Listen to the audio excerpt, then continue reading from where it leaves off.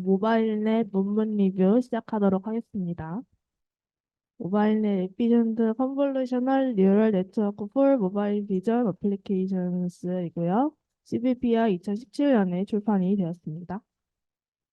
순서 이렇게 진행이 되고, 먼저 모바일넷의 등장 배경을 설명드리도록 할게요. 원래 기존의 CV 분야에서 CNN은 더 높은 정확도를 위해서 깊고 복잡한 모델이 만들어지고 있었습니다. 근데 이 모델들은 크기와 속도 측면에서 매우 비효율적이었어요. 그래서 이제 등장한 게 모바일 넷인데요. 모바일 넷은 이제 이름처럼 모바일 기기 그리고 인베디드 시스템과 같이 저용량 메모리 환경에 딥러닝을 적용하기 위해서 제안이 되었습니다. 그래서 모델의 경량화를 통해서 정확성보다는 효율성 관점에서 만들어졌고 파라미터 수를 많이 줄이더라도 최대한 성능을 보존하는 네트워크를 제안하고 있습니다. 그래서 여기서 제안하는 방안은 두 가지가 있는데요. 첫 번째는 데프와이즈 세퍼러블 컨볼루션스 이고 두 번째 두 개의 하이퍼 파라미터를 제안하고 있습니다. 여기서 데프와이즈 세퍼러블 컨볼루션은 제가 요 사진을 참고해 주시면 됩니다. 이렇게 두 개의 컨볼루션이 결합된 형태이고요. 네. 자, 그 컨볼루션 설명하기 이전에 이제 기존의 컨볼루션 먼저 설명을 해드리도록 할게요. 기존의 이제 스탠다드 컨볼루션 같은 경우는 이렇게 RGB 세 개의 채널을 한 번에 하나로 병합을 시킵니다.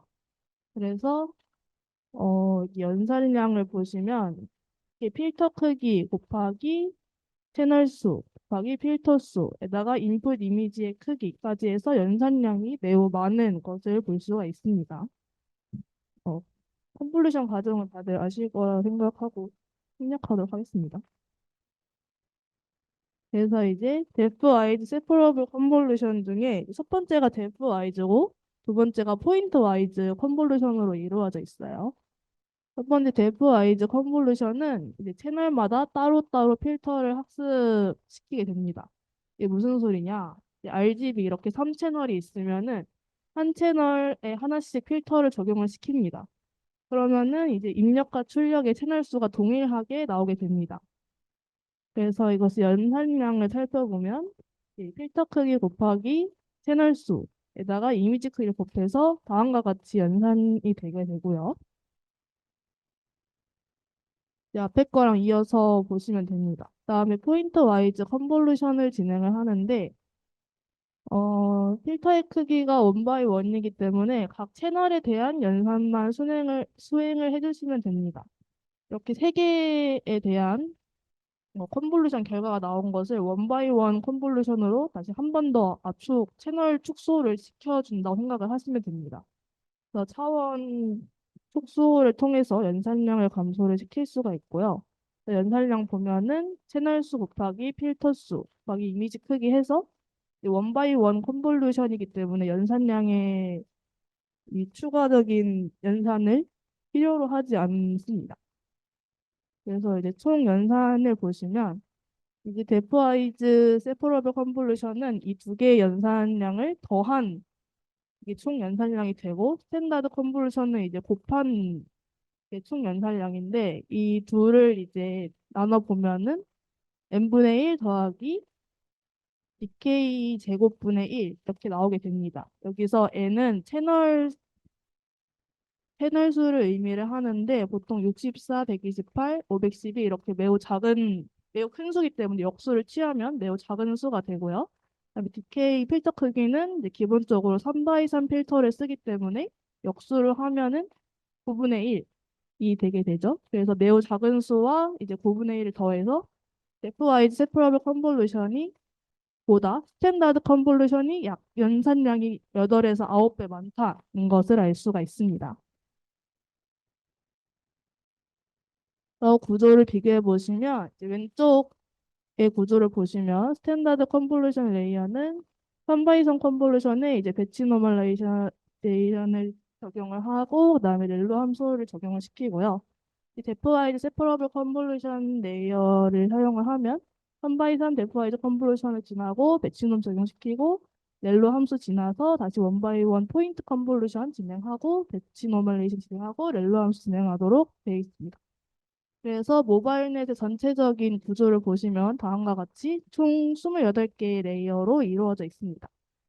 첫 번째 레이어는 그냥 이제 스탠다드 컨볼루션으로 진행을 해서 최대한 그 이미지 정보에 손실이 없게 하고요.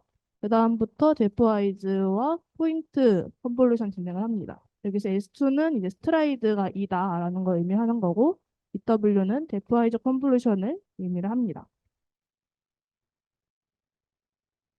그다음에 아까 설명드렸던 두 개의 하이퍼 파라미터인데요. 여기서 두 개는 위스 멀티플라이어와 리솔루션 멀티플라이어를 의미를 합니다. 위스 멀티플라이어는 입력 채널의 수를 알파벳만큼 축소를 시키는 거고 보통 0에서 1 사이의 값을 사용을 합니다. 그래서 1, 0.75, 0.5, 0.25 이렇게 사용이 되고 각 레이어에서 네트워크를 얇게 만드는 역할을 합니다. 이것의 의미는 뒤에 이제 실험을 보면서 설명을 드리도록 할 거고요. 그다음에 리솔루션 멀티플라이어는 이제 해상도에 곱해주는 건데 해상도에 곱해서 해상도를 축소를 시키는 역할을 합니다. 그래서 데프와이즈 세퍼러블 컨볼루션과 기존 컨볼루션을 비교를 했을 때 DK가 3, M이 512, N이 512, 그리고 DF가 14 이렇게 설정을 해놓고 모델을 비교를 했을 때 여기 이게 밀리언스 멀티 에즈가 연산량을 의미하는데 연산량이 약 8배 감소한 것을 알 수가 있고요. 그다음에 앞에 설명했던 두 개의 하이퍼 파라미터를 추가를 했을 때 연산량이 더 감소가 된 것을 볼 수가 있습니다. 다음은 실험에 대한 건데요. 여기서 테이블 4를 보시면 데프와이즈 세퍼러블 컨볼루션을 사용한 쪽의 연산량이 약 9배 감소한 것을 볼 수가 있고요. 테이블 5는 이제 레이어가 깊은 레이어와 얕은 레이어를 사용한 건데 깊은 레이어가 정확도가 3 높은 것을 볼 수가 있습니다.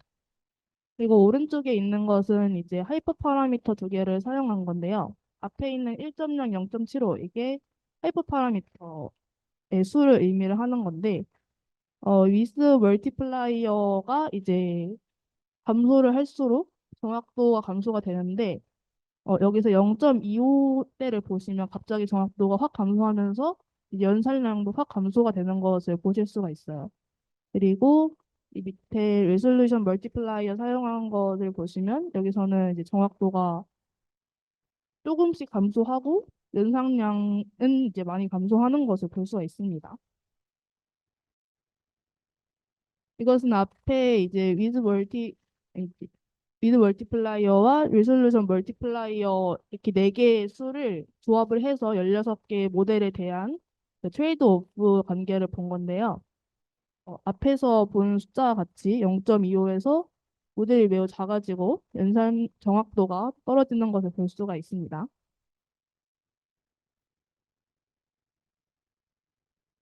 이제 다음은 다른 모델들과 비교해서 실험을 한 건데요. 테이블 8을 보시면 구글넷보다는 이제 성능이 좋고 계산량이 적은 것을 볼 수가 있고 VGG 16보다는 성능은 좀 낮지만 계산량이 매우 적다는 것을 알 수가 있습니다. 그리고 테이블 9도 마찬가지로 이제 성능이 좋고 계산량이 적은 것을 볼 수가 있습니다. 그 뒤에도 많은 다양한 분야에 진행된 실험들이 있는데 다들 정확도가 올라가고 계산량이 적고 비슷한 그 결과들이 나와서 생략을 했고요. 그래서 이제 모바일넷의 핵심은 이제 크기랑 시간을 줄이고 정확도는 조금 낮을지라도 경량화를 위해서 크기와 시간을 줄였다는 점에서 의미가 있습니다. 네, 이것으로 리뷰 마치도록 하겠습니다.